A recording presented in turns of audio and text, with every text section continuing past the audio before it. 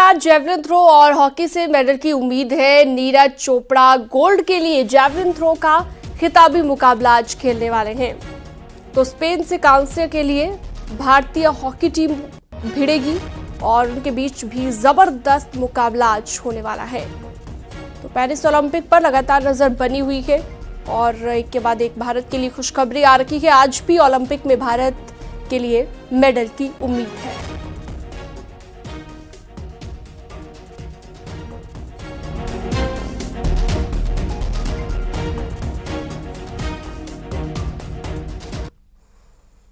वक्फ board संशोधन bill को लेकर सियासत काफी गर्मा गई है। आज वक्फ संशोधन बिल संसद में पेश किया जा सकता है। एक तरफ तो एनडीए इस बिल को पास करवाने की कोशिश करेगी, तो वहीं दूसरी तरफ विपक्ष इसका पुरजोर विरोध कर सकता है। केंद्र सरकार ने कहा कि ये बिल लाने का मकसद वक्फ की संपत्तियों को सुचारू रूप से संचालित करना और उसकी देखरेख करना है।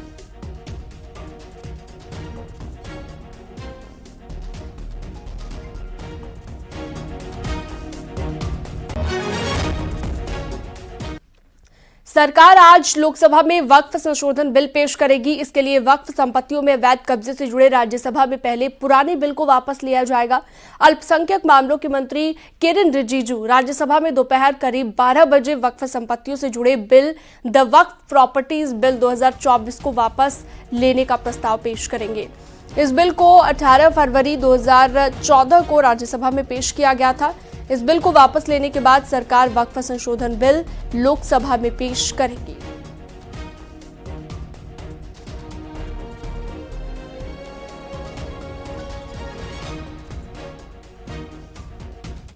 लोकसभा में वक्फ एक्ट संशोधन बिल पेश होने के बाद स्टैंडिंग कमेटी को ये जा सकता है और वक्फ बिल पर लोकसभा में चर्चा की संभावना कम है। स्टैंडिंग कमेटी में बिल पर चर्चा होगी। कांग्रेस भी चाहती है कि बिल को स्टैंडिंग कमेटी में भेजा जाए।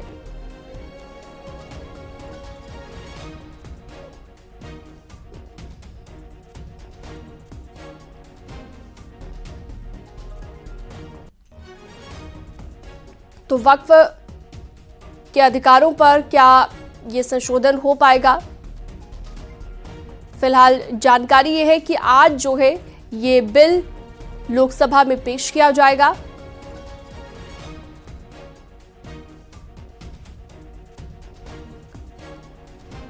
हालांकि कांग्रेस चाहती है कि बिल को स्टैंडिंग कमेटी में भेजा जाए और स्टैंडिंग कमेटी में बिल पर चर्चा होगी, लेकिन वक्फ बिल पर लोकसभा में चर्चा की संभावना कम है।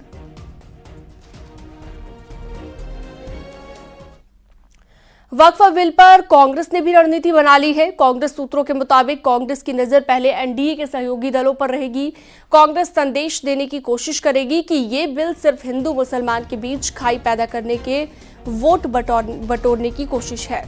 इसके लिए कांग्रेस की नजर रहेगी कि एनडीए के सहयोगी टीडीपी, जेडीयू, एलजेपी और एचयूएम का क्या रुख रहता है। सूत्रों के मुताबिक कांग्रेस सीधे बिल का विरोध करने की बजाय बिल में जो क्लॉज दिए गए हैं उस पर विरोध की बात करेगी। इससे अब मामला मुस्लिम समर्थक न दिखकर सरकार की ध्रुवीकरण की सियासत की तरह दिखे, ऐसा कांग्रेस चाहती है। हालांकि इस पर आखिरी फैसला कांग्रेस अपने सहयोगी दलों के फ्लोर लीडर्स के साथ मिलकर लेगी।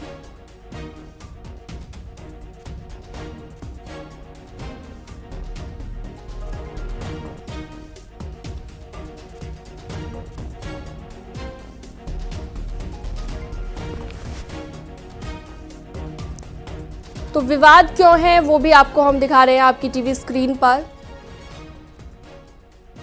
वक्फ बोर्ड को लेकर विवाद क्यों है?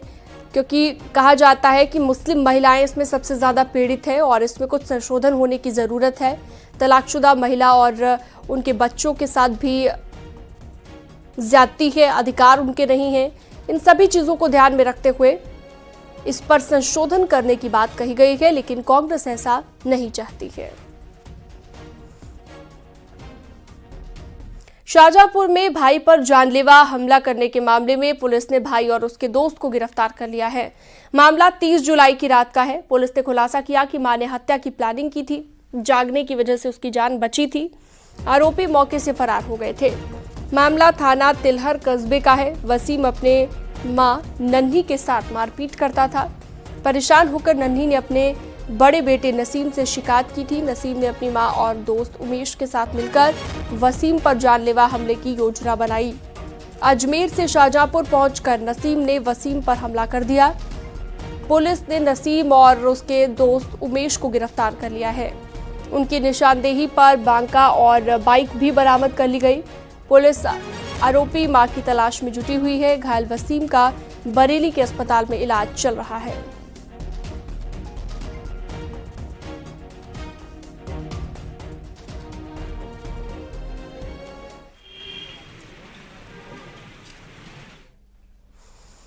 वाराणसी में गंगा का जलस्तर बढ़ गया है और काफी ज्यादा ये जलस्तर बढ़ा है। आलम ये हो गया है कि सबसे ऊंचाई वाला 80 घाट पूरी तरह से जलमग्न हो गया है, जिसका असर ये हुआ कि घाटों पर रखी चौकियां, चेंजिंग रूम, गमले और कुर्सियां सब पानी में डूब गया है। घाटों के जलमग्न होने के बाद अब गंगा का पानी गलियों की तरफ बढ़ रहा है।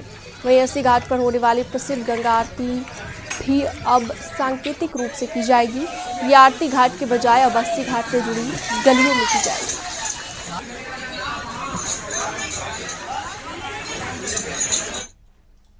जगह यहाँ पे बची नहीं। कल जैसा अनुमान हम लोग का था कि क्या नाम है, हम लोग आरती बाहर कर लेंगे, मतलब घाट पे कर लेंगे, लेकिन गंगा का जलस्तर 6 सेंटीमीटर प्रति घंटे की रफ्तार से जो बढ़ रहा है, तो आप पीछे देख सकते हैं पूरा पानी घाटों में आ गया है। अब हम लोग आरती जो है गंगा सेवा समिति की आरती अब इस पीछे गली में हम लोग करेंगे और सांकेतिक करेंगे, 3 ही करेंगे। जैसे हम लोग की आरती 7 हुआ करती थी, 7 अर्चकों द्वारा, अब 3 अर्चकों द्वारा होंगी। कन्नौज में थूक से मसाज करने वाले के सैलून पर बुलडोजर एक्शन हुआ है। नगर पंचायत ने बुलडोजर चलाकर सैलून वाले का जो खोखा है वो गिरा दिया है। आरोप ये है कि थूक मसाज के आरोपी यूसुफ ने अवैध जगह पर अपना खोखा खोला हुआ था। तालग्राम नगर पंचायत प्रशासन ने खोखे को बुलडोजर से गिरा दिया।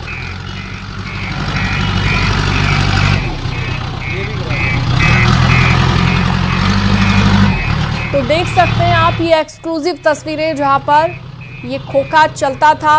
बताया जा रहा है अवैध जगह पर इसे बनाया गया था, जिसके चलते प्रशासन ने अब इसे गिरा दिया है।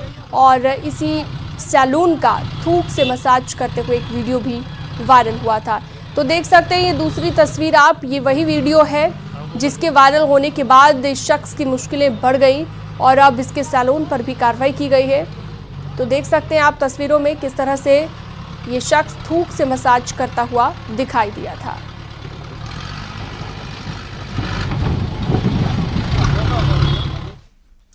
और वक्त